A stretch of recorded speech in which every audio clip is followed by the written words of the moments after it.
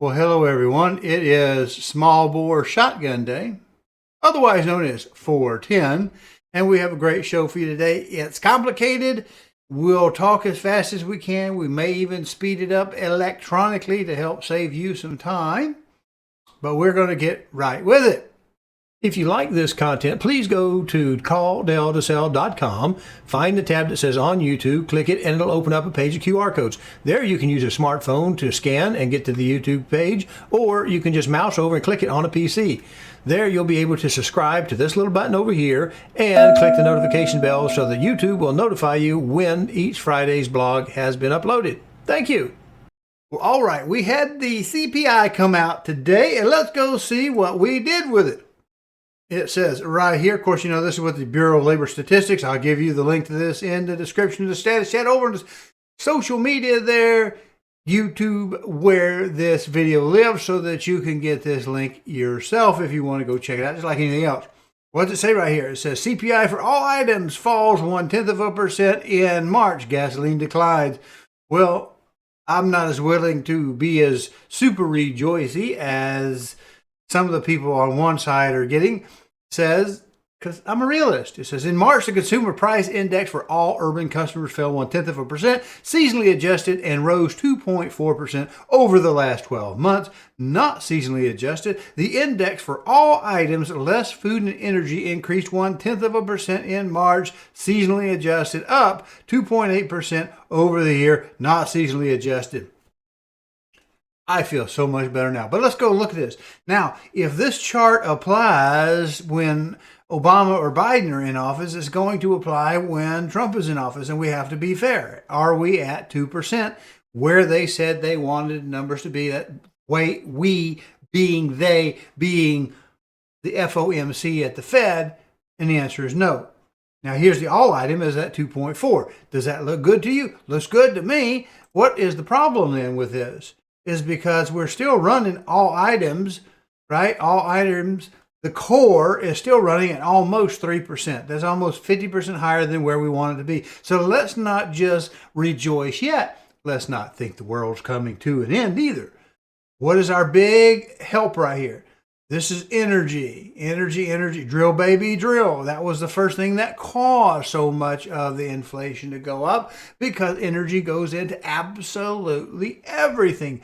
Foreign and domestic energy figures into it. So when you print the money in a money supply and you blow up that's causing inflation, and the energy costs and the other supply and demand issues, they cause what we call cost of living increases. So when we put inflation in one side and cost of living the other, we get the double whammy. Now, to us regular people, anytime a price goes up and we get less, we call that inflation, but it's not the economic definition of what inflation is. So we have to look at this. This is definitely positive right here that we have earned by changing policy, but it's still, we still have food way too high, and that's not a good thing. Well, let's look at something else that's hit the news. Trump's tariffs. How about that? I'm going to go ahead and get back on the screen because I like seeing my pretty face. All right, let's look at just the headlines, right? Because I want to do my own little analysis on these headlines. Stocks slide again as euphoria. Trump's tariff pause fades. Oh, they're NPR, who's facing maybe getting eliminated from public funding. You might have to go out there and sell your own what we call these advertisements. You might have to earn your own money, NPR. They're not very happy about it. Politico is also left-leaning. Small business angst is rising amid Trump's tariffs and spending cuts. Well, how will spending cuts affect the small business unless you're one of the people getting the backhanders from the government? Temu and Shin packages hit even harder by Trump. Also, Pinduoduo and all of the major Chinese exporters of just low-grade, de minimis, consumer-grade junk kind of stuff. You know, the stuff we use and throw out doesn't last long. By the way, what does de minimis mean? All right, well, you can look this up. It's a challenge, it's homework. De minimis is how Pinduoduo and Shin and AliExpress and all of these, Temu, all these work on. None of those are being tariffed. Not one of them is being tariffed. You have to get over, I think it's $800 of value before you pay a tariff. So there's no tariff on that stuff at all. Now you can look that up because I'm going off of from last time I was doing business in China, which hadn't been that long ago. the tariffs and duties, those type of things come into it. Now, what China has been doing, since they control everything, their version of the UPS, China Post, their prices are being held very, very, very low. And so the people can sell their Chinese-made genuine good, fake good, copy good, similar good, whatever it is, they can sell that cheaper because the freight to get that small item from China to Nebraska is pretty cheap because they can use the government mail. Now, it may take you 2 weeks, but if you're into saving money, they can do that. The problem is it gives us a very low recourse for intellectual property theft and other things because they're not playing by the rules. China is not interested in buying anything. They produce their own stuff. They're only interested in selling stuff to the world. And it's been one-sided, and that's what Trump's kind of looking at. So all this is a bunch of fear-mongering. A lot of people don't necessarily like the Trump at this point in time. And I had some good things here earlier, but they've already revised them and they've rolled off. It shows the bias that shows up in some of these reports from where they come from in what they mean. Because even on Facebook, a Facebook friend of mine who I love debating with, he's a great guy, but he's on the opposite end of the thought process. He's like, oh, Trump reversed himself. Trump didn't reverse himself. Trump just put on hold the tariffs to the countries that are paying attention and are coming to the table like Vietnam and England and UK and other places are saying, okay, we've got too much to lose on this if we don't play along with you because we are totally dependent. Our economy is like totally dependent on selling America stuff, right? So that's going to get me to an old video right here. Gosh, I'm cute. I really need to get older and wrinklier or something to kind of knock down some of this cuteness that I got going on here. Yes, I'm very, very humbled. I'm feeling it today, baby. We're in pretty good shape. Inflation's down. Tariffs are working. We've got people coming to the table that didn't really want to come, but they're coming anyway because we got a master negotiator on us. We might have some short-term stress, but we've been through 4 years of absolute lunacy. We've gone through a virus that told us that a lot of us weren't even worth going to work because we were not essential and blah, blah, blah. And you have to do this, my body, my choice, unless it comes to a jab, and you better do what the government tells you. And so I can handle a little rockiness in the market. Quite honestly, I can because I'm not planning on taking my money out right now. So I'm not all that worried about it. In fact, if I had extra money, I would be buying it every single time it dipped. Now, here's an old video. All right, I'm going to explain this. Go back and look at this. This says Season 12A, Episode 19, Taxes, Inflation, Interest, Recession, Dead Weight Loss, and the Economy is the name of that particular video. Because a lot of people don't understand what tariffs are designed to do, right? They're not designed to be full-time. They're designed, the reason we moved them, the reason they're not a tax is taxes are levied by Congress. Congress only has the right to levy taxes. It's not a tax, it's a tariff. They moved tariffs so that they're under the sole discretion of the president so that they could be used as a negotiating tool so that they can happen fast and so that we can get results for it.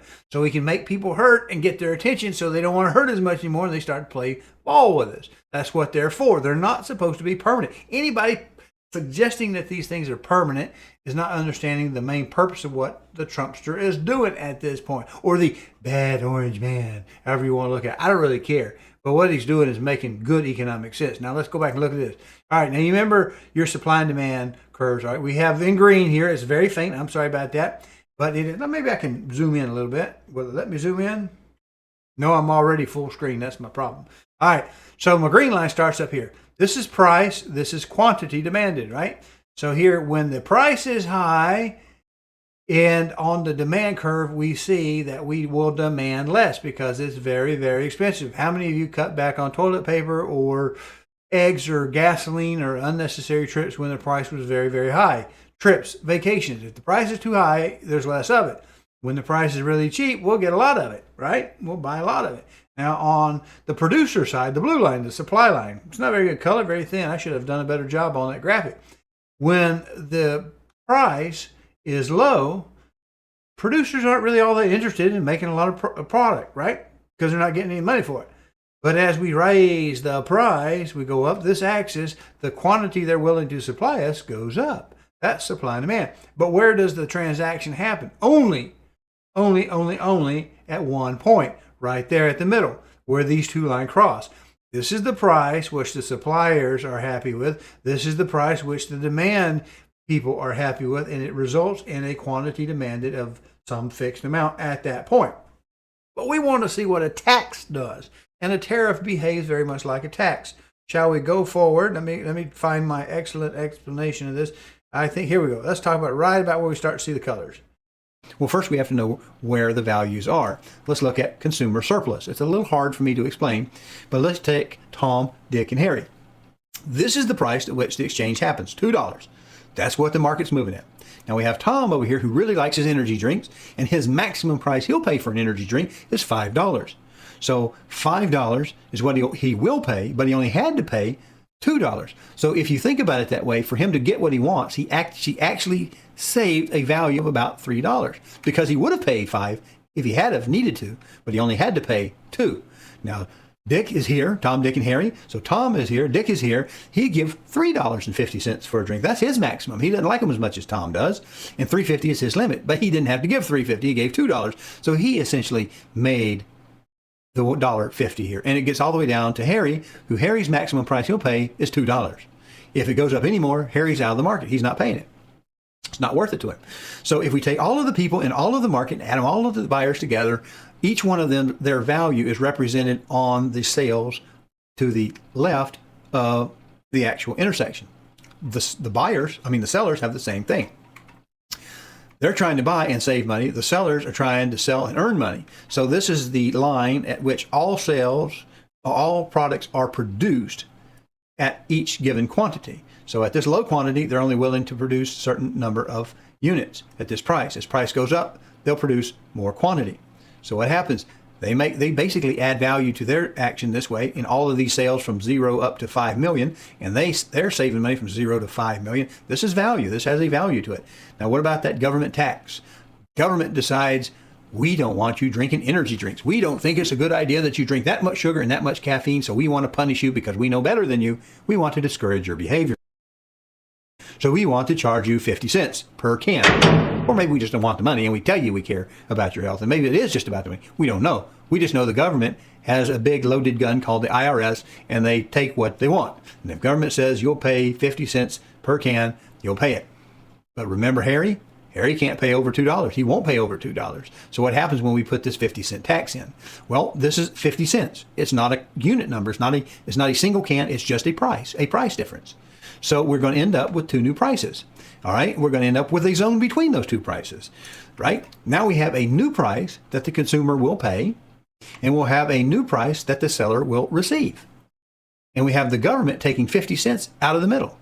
But when we get that price, the buyers are only willing to buy 3 million units, and the sellers are at a price where they'll only produce 3 million units. So we've lost the economic activity of 2 million units when we introduced 50 cents tax into this market. When we didn't fiddle with it, we sold 5 million units, and the buyers and sellers both maximized their values. But when government steps in, we now have choked off because we've raised the price to the buyer and we've lowered the money paid to the seller. And we've created this spot we call the dead weight loss. Anytime the government sticks its nose in, they reduce the maximum economic activity that would have occurred had the government not interfered. What is dead weight loss? We see that it's a loss of 2 million units. 2 million units never got sold, so both buyers and sellers lose out. Nobody gets this, not even the government. That activity is just gone forever. It doesn't happen. Now, what about the orange part? Well, that's the government's revenue. We know they sold 3 million units at 50 cents. So a tariff does exactly the same thing as a tax does from that standpoint, except that being a tariff and not a tax, taxes have to run through Congress, take forever to get done, which means it'll take forever to be put into place, and that gives the other side of the table a chance to run around and figure out what they want to do to counteract their losing their money. When you do it from the executive office setting that foreign policy, it's quick, it can go on, it can be taken off, it can be suspended just as quick as attitudes change. And if attitudes change the wrong direction, we'll pop that back on there and we'll cut them down. But the tax caused, if you want to think about it, caused that dead weight loss. When you're looking at it, it caused that loss of business. Well, a tariff will do the same thing, because if you raise the cost, say, of a computer cable from $5 to $10, the number of people that need a $10 cable aren't as many as the number of people that need a $5 cable. And so you start cutting into that discretionary spending, the purchasing. And when you take an economy like China, who's already had the real estate collapse, they had a big, like a little Ponzi thing going on with Evergrande, and everybody's going to buy a house. We're going to get this newfangled thing. And they didn't get their buildings complete, and they didn't pay their people, and it just kind of collapsed. Well, that was a year or so ago, so the hurting there. Their entertainment, they had a very quiet Chinese New Year, according to internet sources. And so China really is hurting pretty bad. So we can play harder ball with China, who's not been playing fair with us. You may not know this, but according to sources that you can watch on YouTube or other places, insiders and places like that, they say that the CCP a couple years ago decided that they wanted to rule the world on three things, what they could do.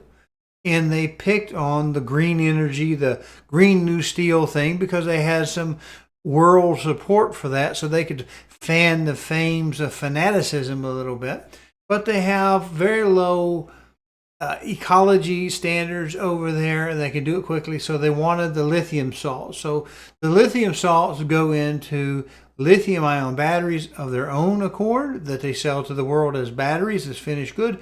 And they also do lithium batteries that go into new energy vehicles. That's what they call them, because they're not gasoline or fossil fuel. They're new energy. They're electric. And they want to do solar panels. Now, I have noticed on my own that China doesn't sell windmills, because most of the windmills have those ginormous fiberglass blades that are just cost prohibitive to ship from China to the rest of the world. But they can ship a lot of little batteries. And so that was their goal. They want to corner the market. So we've pushed automobile manufacturers into almost bankruptcy in some cases, really bad positions, because of this new energy vehicle, this EV mandate thing. Well, just reversing that is going to help a lot of people's jobs, because it's going to take some pressure off of the manufacturers of cars.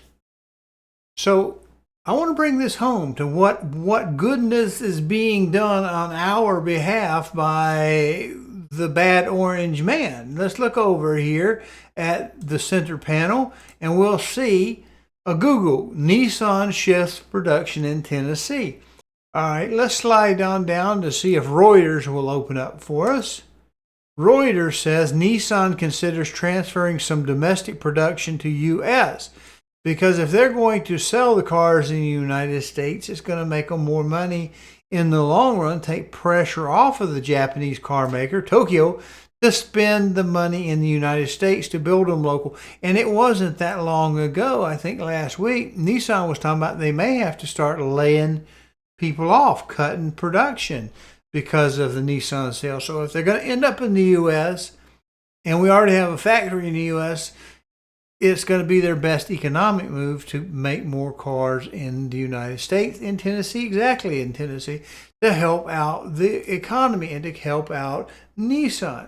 Yes, it's a big tariff, but really they're not intending to, I don't think they're intended to be paid. If they get paid, they're going to make us some money. But if they don't want to get paid, what we're going to do is keep people working in Tennessee. I like that. I think that's a good idea. Now let's look at our numbers. Hello, I'm Delbridge of Benchmark Realty, Murfreesboro, Tennessee.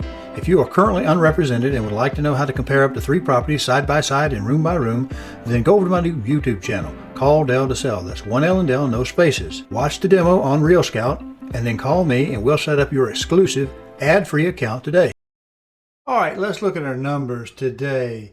We had 23,059 on the previous week. That was a decrease in activity.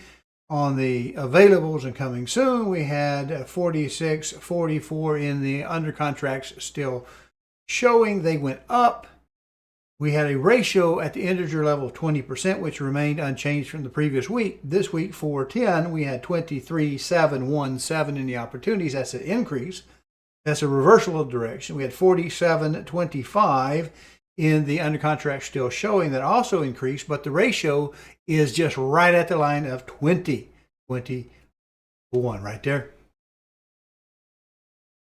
So that's it. Have a good day. Be of good cheer. We're going in the right direction. Yeah, we might see a little bump here and there and some supply chains issue, but this time it's because we're winning a trade war. We're trying to bring jobs back to our children and grandchildren, and even ourselves if we're still in the market working. See you next week.